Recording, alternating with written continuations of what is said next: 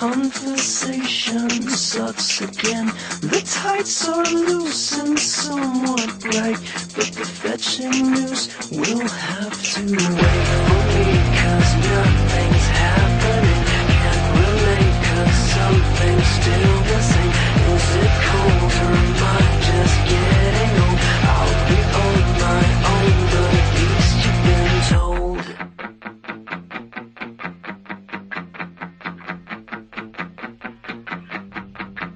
The fact is this, you scratch an itch, and if it bleeds you might get rich. The problem is if you resist, it still exists until you wait for me, 'cause nothing's happening. Can't relate 'cause something's still missing. So what I'm going to do in this screencast is kind of do a pseudo 3D effect with a photograph, a JPEG image. So first thing you want to do is open up Inkscape. We're going to import a bitmap, either doing File, Import, or what I'm going to do is just drag it here from my desktop. Let's see, it's quite big, so I'll resize a little bit. Now once I have that selected, what I'm going to do is say Object, Pattern, Objects to Pattern. So we've converted that into a pattern. I can now delete it. I'm going to create a rectangle, and I'll bring up the fill and stroke dialog, and what I'm going to do here, instead of having a flat color, first of all make sure that there's no outline, no stroke on the object, and then under fill I'm going to change it to a pattern. Okay, and you'll see that I get my pattern that we just created, the bitmap. So what I'll do then is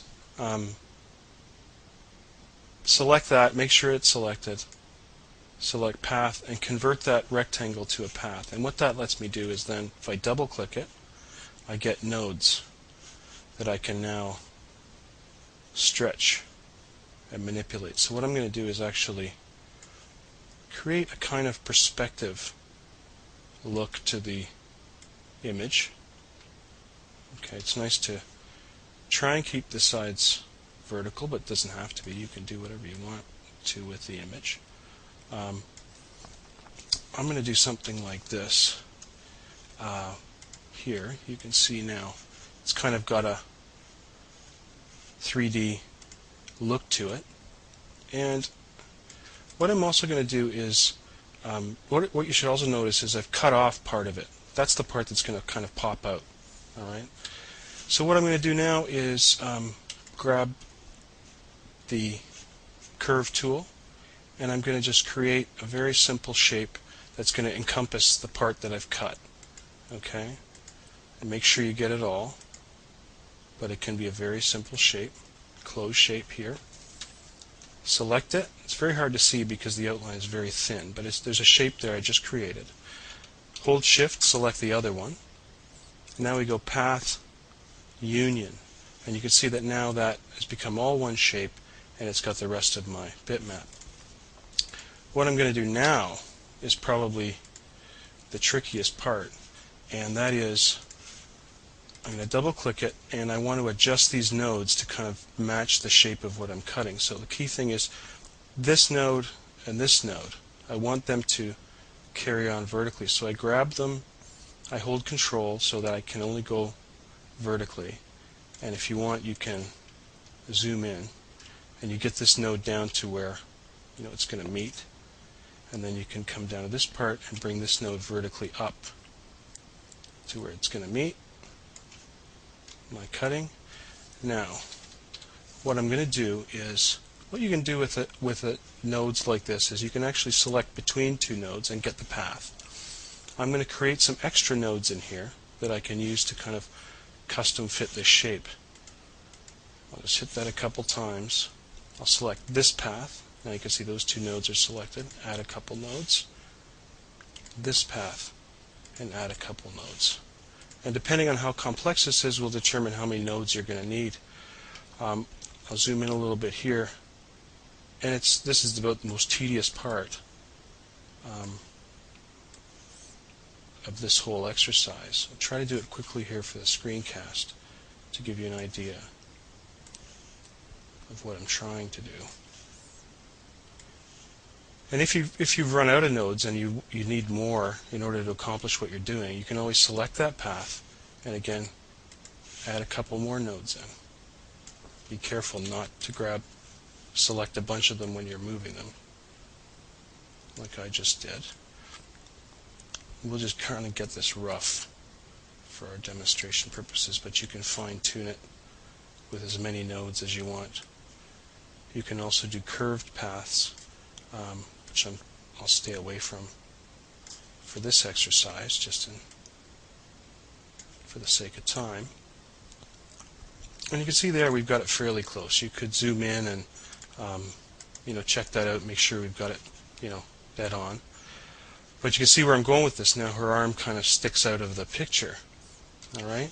Now what I'm going to do is I'm going to create another rectangle. Again, doesn't matter what color it is. But what I'm going to do is select that rectangle and I'm going to change the opacity of it so I can see through it. And again, I'm going to convert it to a path. So I'll have it selected and select Object to Path so that I can double click it and now move